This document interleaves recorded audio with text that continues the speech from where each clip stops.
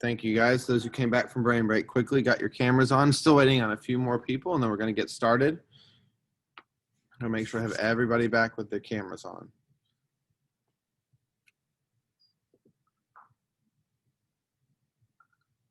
Still have about 1, 2, 3, 4, 5, 6, 7 people.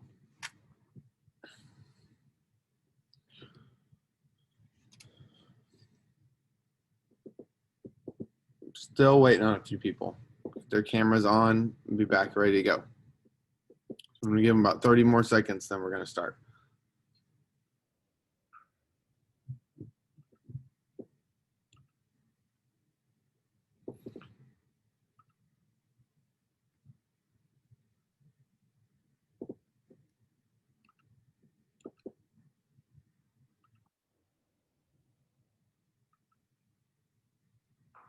Okay, so I'm going to go ahead and share my screen. And I want to kind of talk about what we've gone through, already talked about with the Tiger Rising, and kind of moving forward, what we can do to recognize a little bit more about the story. And so today you're going to need your reader's notebook with you during the actual lesson. So if you don't have it near you, you got about 30 seconds to go grab your reader's notebook and have it near you. You're going to actually have to have it near you and with you for the lesson, okay? So normally we just need it in small group. Today you need it with you, by you, ready to go. And we have spent a lot of time taking notes about the text and kind of talking about what we need to do to notice important parts or things about the characters. And today we're going to talk about one thing you can do to kind of help you recognize the important parts and help you recognize what's going on with a character that may come across as important or something you may need to consider important as the book moves forward. So we're going to go ahead and talk about our goal for today. Oh, no, sorry. We're going to do activity first. My fault. So for just a second, I want you to sit and I want you to close your eyes and I want you to just listen. Listen to what's going on around you at your house and think about what are some of the things you're noticing going on in your surroundings. So take like a minute and sit quietly and kind of notice what is going on around you. And then I'm going to open the chat box to everybody here in just a second. And I'm going to have you guys kind of share what you're noticing or what you're hearing in the background at your house. So I'm going to do the same thing. I'm going to close my eyes and listen around my classroom. So 1 minute to just kind of listen. Ready, go.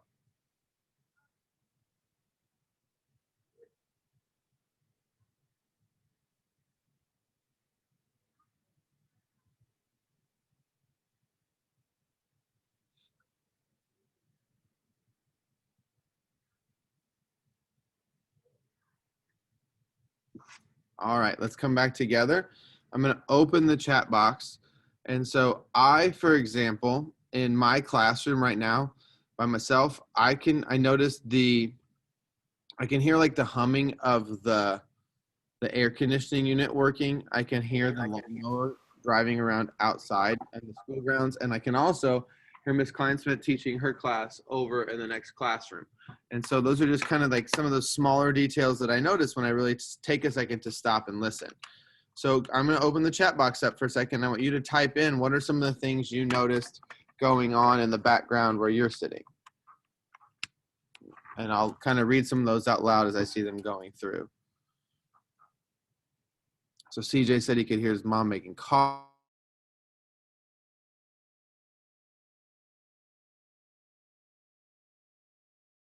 With the cars driving by and a squirrel that ran by the window. Jonathan said he can hear the TV. Guadalupe said the air conditioner. Henry said his brother's moving around on another bed. Right, so those are all things that Derek said a good one. He sent to me privately. He said he can hear the fluorescent lights buzzing. Or that was Miss Stewart. She said she can hear the fluorescent lights buzzing above her. Derek said he could hear the air and the TV. Jay said birds chirping. Right, so there's a lot of different things that we can kind of hear when we stop and pay more close attention to things that are going on around us. And that's kind of what we're going to talk about today when it comes to our reading. And so, let's see, CJ, could you read our goal for today? Just that top part. Learn that To learn that to read well, to read instantly, readers can't just read with their eyes. To read well and read intensely. Readers can't just read with their eyes, okay? And so as a reader, you have to really pay attention to everything that's going on, the mood, the images created by the author, and kind of make these movies in your mind as you read by paying attention to all the close details. Okay, so we're going to make a little chart in our notebook. So when you have your reader's notebook, I'm going to go ahead and I'm going to change my camera. I'm going to stop sharing for a second and change my camera so people can see my screen a little bit larger. Got to choose my other camera here. It's not showing up. Hold on a second. Try unplugging it and plugging it back in.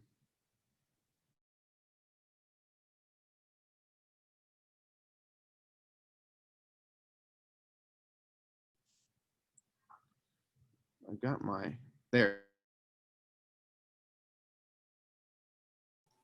My internet connection is unstable. Try to catch it up later if you don't have your notebook. But so you have a whole group tab on your notebook that looks like this. If you don't have the exact notebook with the tabs, you can just go to where you've been taking notes in your notebook or on a paper. But we're going to write down 3 things that we need to do to read fiction well. So you can make a little chart right here that says reading fiction well. I'm going to try to zoom in a little bit down here. So reading fiction well. So you should see the first one says pay attention to details. We're going to write that one down. So when you're reading fiction well, you need to pay attention to details. The second one says you need to be able to retell and synthesize. That's what we talked about yesterday. And then the third one, which is what we're going to talk about today, is we need to be able to make movies in our mind, right? To be able to think about what we're reading. So I'm going to give you 2 minutes to write down those 3 things in your notebook or on the paper that's next to you. Pay attention to details, retell and synthesize, and make movies in your mind. You have 2 minutes to write those down.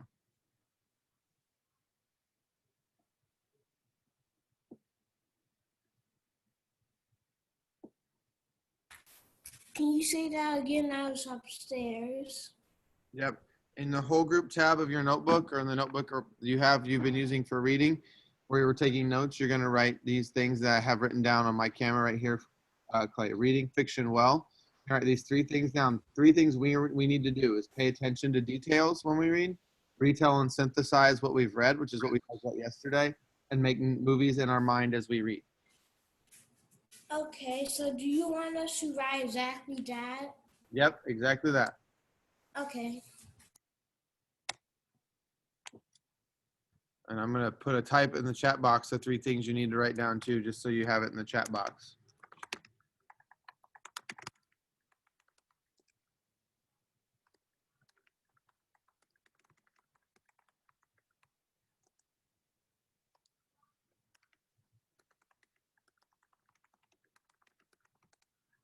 So those are the 3 things we really need to do right now that we've talked about to pay attention and read fiction well, right? Playing those movies in our mind and picturing and visualizing what's happening in the story is going to help us understand it, right? Any book that you've really been into and you've enjoyed reading, you're probably picturing what's going on in your brain or imagining what's happening in your brain as it's happening in the story. When you listen to the read alouds, if you're really involved in the story and paying close attention, you're probably thinking about, okay, when Rob's on the bus and the boys are picking on him, you're thinking about what that's looking like imagining you were there on that bus getting picked on just like Rob is, what it would look like and feel like. Okay, I'm going to give you 1 more minute to get those written down, then we're going to move on with our lesson.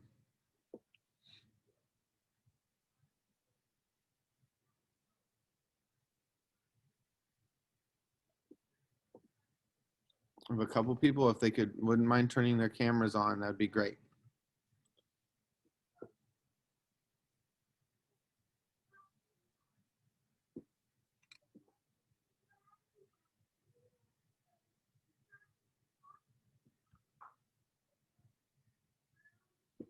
Okay, I'm going to go ahead and turn my camera back to me. If you need those and if you can't see them on my notebook, they are typed in the chat box.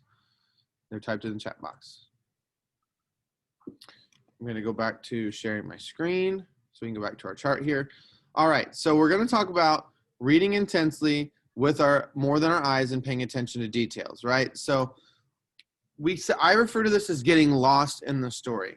All right. So what I mean by that is that you're hearing the sounds the book is talking about. You're seeing the sights the book is talking about. We listened to that song, Walk in Your Shoes, right? You're going to walk in the shoes as the character. You're going to think about, if I was Rob, what would I feel right now? What would I be seeing? What would I be noticing? You're going to really pretend, like almost imagine you are in the story. All right. So I'm going to reread chapter 2 to you of The Tiger Rising. Now, if you were here in person, I would have everybody standing up and acting out the scenes as they can see it and picture it in their brain. At home, I know space may be limited. I'm not going to make you do that. If you want to act out the scene on camera at home, that's great. But if not, I really want you to close your eyes while I'm reading and picture what you're thinking of is happening in the background of the story. All right. So I'm going to reread chapter 2, and then we're going to come back and talk about what are some of the things that stuck out to you that you really pictured in your brain when you heard the story. So here is the chapter 2 of The Tiger Rising. This is when Rob's on the school bus. "Looky here," said Norton Threemonger as soon as Rob stepped onto the school bus. "It's the Kentucky Star. How's it feel to be a star?" Norton stood in the center of the aisle, blocking Rob's path. Rob shrugged. "Oh, he don't know," Norton called to his brother.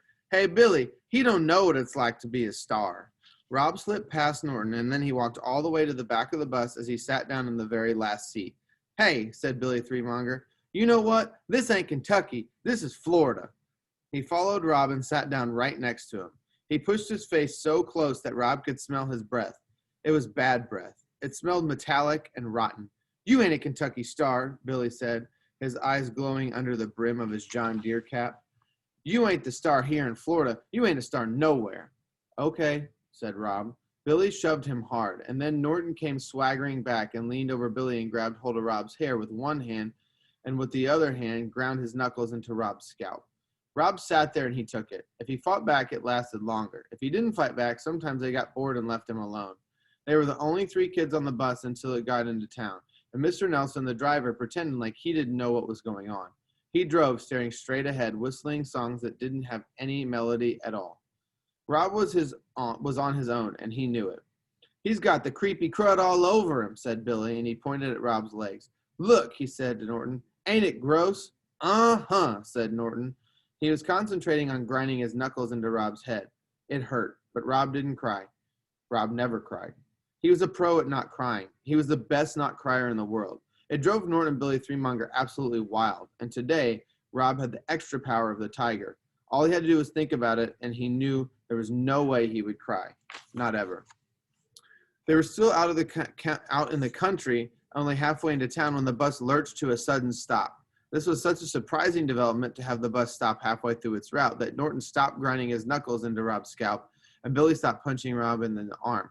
"Hey, Mr. Nelson," Norton shouted. "What you doing?" "This ain't a stop, Mr. Nelson," Billy called out helpfully. But Mr. Nelson ignored them. He kept whistling his non-song, and he swung open the bus door. And while Norton and Billy and Rob watched, open-mouthed and silent, a girl with yellow hair and a pink lacy dress walked up the steps and onto the school bus. So I'm going to stop there. That's the end of the chapter 2. And we're going to kind of come back together and talk about what are some of the things you noticed, right? So as we read chapter 2, what were some of the things that stuck out to you that you were able to picture in your mind or picture like you were being there on the bus? I'm going to stop my screen share so I can see everybody a little bit. What were some of those details that you could make kind of a movie in your mind about? Clay, go ahead.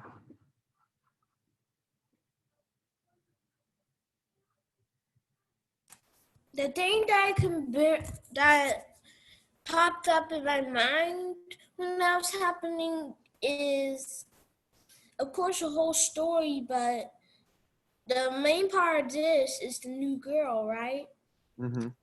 So then I pictured her yellow with the yellow dress and black hair, but everybody can totally disagree with that. But I just think that she may have a yellow dress or something. I don't like the real movies because they don't let you get a piece of imagination. Like they show you what they look like. Not you get to imagine it. Okay, so you pictured the scene where Sistine, you could picture her kind of walking onto the bus and everybody looking at her. Okay. Thank you for sharing. Anybody else? What were some of the things that stuck out to you that you were really picturing or thinking about in your mind when it was being read aloud? Cynthia, go ahead. Billy and Norton were bullying him So Billy and Knowlton bullying. Rob, what were you kind of picturing in your brain when I was reading that part? when they pulled out a hair. So when they grabbed a hold of his hair and they were pulling his hair, yeah, I picture that part too, like where they're kind of pulling his hair up and pulling his head back. Like I can picture that in my brain. Ania, I see your hands raised. What did you notice? I noticed that when she was going on walking on the bus, I was imagining that she was like really kind of looking nervous, probably looking down at the floor because she was probably kind of nervous. But when she got on the bus, she was probably just like when the other guy started talking to her, she was trying to stand up for herself because they were kind of talking about her. Which that's a good thing you remember that excellent that you remember that from earlier that we read. I'm going to highlight though that you said you pictured her looking at the floor when she walked onto the bus, and kind of use your imagination and picture that in your head as you were reading, because that was the part we read in this chapter, right? So that's a good job that you did that on your own, picturing the way that would kind of go. We're going to do one more person share here, and I see Aseel's hand up. So go ahead, Aseel. I just imagined them talking because they were the ones that were talking a lot. So you kind of picture the two bullies kind of talking to Rob and kind of the way because they say a lot during that chapter. Yeah. Does anybody like kind of picture what they look like? Like I don't really have, there's not a lot of details about the way the boys look, right? But like in my head, I put, like they say, I know one of them has a John Deere cap, and I know that there was that detail in there, the one that I paid attention to, and it said, I'm going to find it here. It says, his eyes were glowing under the brim of his John Deere cap. So I kind of like picture like them as like having those evil looking eyes, like with the scowl on their face, where they just look like somebody. It's like you walk on, like, I don't want to deal with this person. Like you can just kind of tell, right? We all have that mental image of what a bully kind of looks like based on the way they're acting. And I think that we create that image in our head too. So we don't have enough time to go back through everybody a second time, but I want to kind of let you know, we're going to read really quickly here. Some things you should remember as you're reading, right? Hang on, got to share my screen. The first thing is that reading is really not that different than going to a play or a movie, right? In a play or a movie, they kind of give you what it looks like, but in reading, it's kind of cool, and Clay hinted at this, you kind of get that freedom to interpret it and think about it the way you want, right? And you get to picture things in your head the way you want, but it's really not that different from a movie. You're picturing it and you're following along with the story just like you would in a movie. If you read, you have to kind of put it like you are one of the characters, right? And you're going to find clues that help you hear and experience what's going on.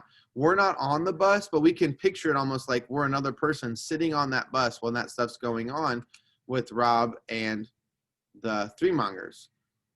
And then you also, another one is focus on stepping into the world of the story, right? Like picture you are there, you are part of it. I'm picturing this in my head. I'm making a mental movie. If I close my eyes, I can imagine like I'm even watching a movie of what I'm reading. And then the last one is that you need to pause and like kind of sketch or write down what you see or hear. So you don't have to, if you're not good at drawing, you don't have to draw, but you can kind of write down like, hey, I'm imagining this, or I'm picturing this in my head. That's kind of what we're going to work on today. So reading your own book, being able to read your own book and not necessarily draw it. If you want to draw what you're picturing in your head, you can draw what you're picturing in your head. But if you want to just kind of write down what you're picturing in your head, you can write down that same thing, that mental image that picture you're making in your mind. So here's some examples, and I know that it's not the best artwork, but one's from Maniac McGee and one's from When You Reach Me, where students wrote down. So it says what they saw. So I'm going to look at this one first on the left. It says, Amanda found out someone ripped up her precious books for confetti after Maniac did something great. So you can see like this is her freaking out about her book right here. Like, oh, and she's saying, oh no, my book. And then this person saying, it's not my fault. I needed confetti. And they kind of, you can see like the concern on Amanda's face. They're picturing that in their brain. The other one, it says, in this picture, Sal is about to get hit by a truck, but the laughing kicks him out of the way and lets the laughing kid kicks him out of the way and lets the truck run over Miranda instead. So you can kind of see like that this kid pushes him out of the way, and what they're picturing in their head is going on in the story. It says, in shock, scared, and worried, Marcus sits on the sidewalk crying. And you can see Marcus sitting over here on the sidewalk. The people aren't worried about making the best artistic picture. They're just worried about drawing and showing what they're kind of picturing is happening in their head. You don't have to draw it, right? You can just write down what you're noticing and write down the details that you're picturing and why you think about that. But that's up to you. So your job today is going to be to read on your own. So in a bit, we'll have a book assigned from us, but right now it's still using your book on Epic or the other book you're reading at home. And you're going to jot on sticky notes or draw what you're noticing and what you're picturing in your brain, okay? So take a sticky note or take your notebook if you don't have sticky notes, and you can write down what you're noticing or write down the details you're picturing in your head, or you can draw it. If you're somebody who likes to draw, you don't have to write. You can draw it today, okay? The first small groups that meet, normally it'd be 9, 10. We're gonna give you a little bit of time to get your things together and get your book open and be ready to go at 9:15 today, okay? So if you're in one of those first groups, it's at 9:15. And if you are in one of the 9:40 groups, when you come to talk to us, you should be ready to talk about what you pictured in your brain and what you wrote down or share drawings. So when you're a 9:40 group, you should be coming to us in the group, be like, yeah, this is the part I read today, and this is what I pictured in my brain. All right? I'm going to show one more thing, and then we'll get started. If you go to the Canvas, your assignment today, when you go to the home button, and you go to Wednesday, and you go to reading, it says, you may submit a file upload, a picture of what you wrote in your notebook, or do a media recording to show your sketch and talk about it. Or you may do a text entry box and type what you wrote in your notebook. So this is like, I want to share yesterday, if it's okay, Guadalupe, I'm going to share yours, the kind of things that we're looking for you to write down or type in your assignments, because Guadalupe yesterday, I'm going to find hers. So she did her reach back, and she said, in the beginning of the story, Mallory saw a purse in the mall that she always wanted. So she told her mom, and her mom said, no, it was so expensive. When Mallory came back with her mom later, Mallory said to her mom that she can buy that purse. Her mom said if she has a perfect amount of money to buy the purse, and she said yes, so she got the purse, and she was happy to match with her best friend. So she kind of talked about what she read and did her reach back.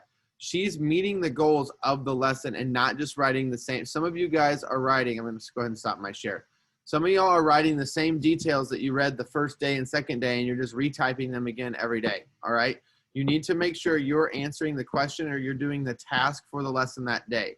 So today's lesson is asking you to draw or write down the things you're noticing and helping you make a movie in your mind. So when you go to submit that, that should be a list of what you noticed or what you pictured in your head, or you submit the drawing that you did to kind of talk about what you did with your reading today.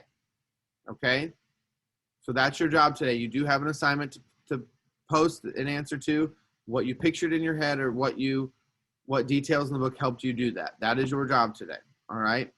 First reading groups be on at 9:15. If you're a 9:10 and you meet with somebody else, y'all are going to have to go ahead and get on that group because your group's already meeting. But if you're with me or Miss Weibel, 9:15. Yes, Clay.